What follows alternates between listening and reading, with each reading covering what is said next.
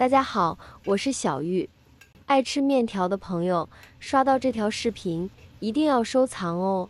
今天分享你一道秘制炸酱做法，这可是跟一位开店的老师傅学来的，人家靠这款面都买了3套房了。这款秘制炸酱，无论是用来拌水面、武汉面还是炸酱面，味道都1级棒。一起跟着视频看看具体的操作方法吧。这边呢，我们准备一把体态健壮的干香菇，加入我家的自来水，我们将干香菇清洗干净。或许有朋友要问了，家里没有干香菇，可不可以用新鲜的香菇代替干香菇呢？答案是不可以，这是因为干香菇在晒干的过程中，内部氨基酸呢会发生变化，才会产生大量的芳香物质，其主要成分为香菇素，会带来浓郁迷人的香味。这便是炸酱好吃的秘诀之一。清洗完成之后，将姜水倒掉，把香菇再漂洗2次，然后我们加入没过香菇的温水，跟着继续浸泡1个小时。这个时间我们可以准备其他的材料。接下来准备1块路边捡到的猪肉，原则上选3分肥7分瘦的最好。这种肉肥瘦相间，不腥不柴，是做炸酱的首选。除了这种五花肉，也特别适合做炸酱面，它的筋膜更少。接下来我们把肉改刀切成小块，再切的小一点，方便剁碎。切的时候呢，一定要切断筋膜，剁的时候呢，也要同样注意这一点。全部切好后，我们用刀剁成肉馅。需要提醒您的是，不要剁得太细，我们剁成黄豆大小即可，这样吃起来口感会比较好，能够吃出肉的颗粒感。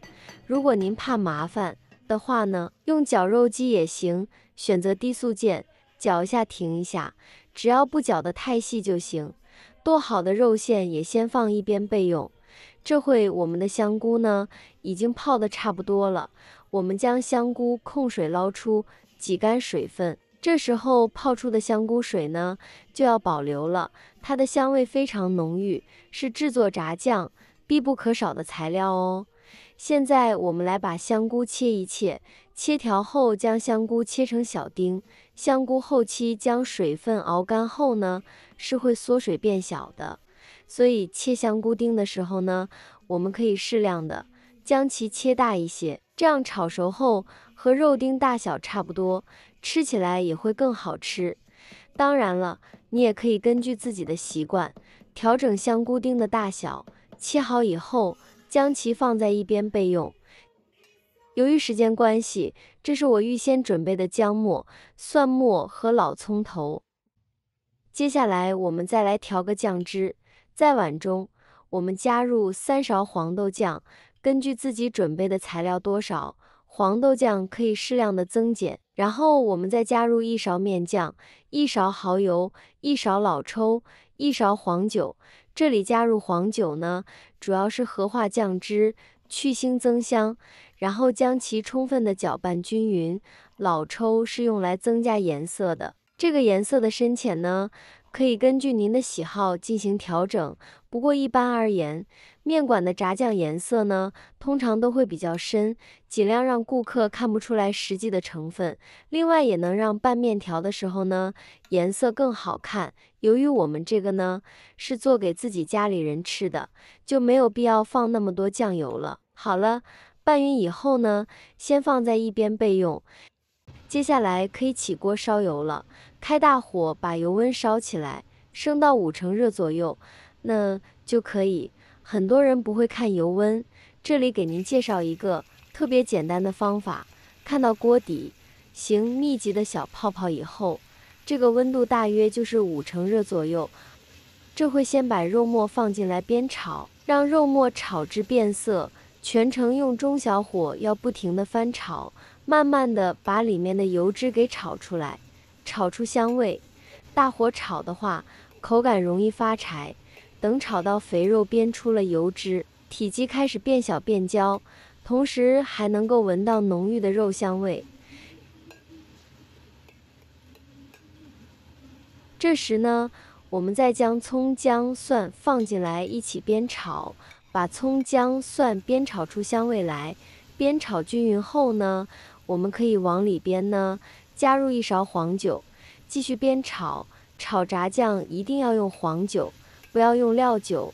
料酒炒出来的炸酱呢会有一股味，而黄酒呢会更加的香。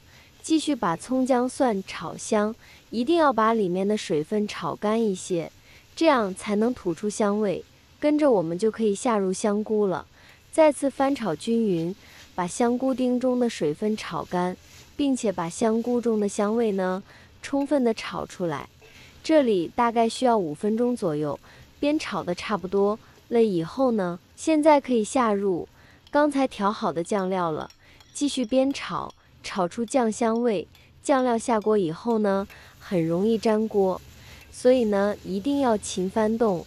炒香以后呢，把泡发香菇的水倒进来，这个时候呢就转大火，用大火煮15分钟左右。这个过程可以把酱料中的香味熬出来，让肉粒都能够均匀的吸收到酱中的香味和香菇的香气，充分融为一体。后期吃起来呢就会特别的香。时间差不多了以后呢，我们继续煸炒，一直大火把锅中的水分给蒸发干，只剩下油，这样后期呢会更容易存放，1个月2个月都不成问题。如果水分炒不干的话，就特别容易发霉，而且水分很重也不好吃。我现在每天都用心分享做菜小技巧，能不能给我个免费的爱心鼓励一下？万分感谢您了。现在把酱炒至这样有点粘稠的状态就可以了。最后我们再往里面加入1勺食盐，再加入少许的白糖。做炸酱一定要放白糖，白糖是炸酱的灵魂。自家做炸酱只需要放少量的盐和白糖即可，不要放鸡精、味精，因为香菇味道呢本身就很鲜，而盐要记得少放。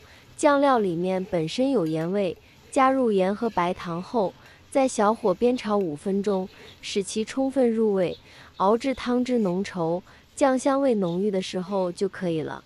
像这样呢，就可以出锅了。哇塞，真的是太香了，迫不及待的想煮1碗面来试试味道了。盛出装盘即可。这样一份日销600份，商业版本的炸酱呢就完成了，用来拌面条或者是搭配米饭都是一绝，味道真的是非常的棒。这个做法非常的简单，等它冷却后，用干净的玻璃保鲜罐密封保存，放1个月都不会坏的，随用随取特别的方便。放进冰箱里冷藏了，可以放得更久。大家不要觉得油多而把油倒掉或者是少放哦，就是要有这个油覆盖着炸酱，炸酱呢才能够长时间的存放。不仅可以用来配面下馒头，拿它来做凉拌菜或者是炒菜的时候放1勺也非常好吃的。您可以试着做一下，实践是检验真理的唯一标准。好不好吃，您一试就知。喜欢吃面的朋友一定要收藏好哦。好了，今天的视频内容就分享到这里了，感谢您的支持，我是小玉，我们下期视频再见。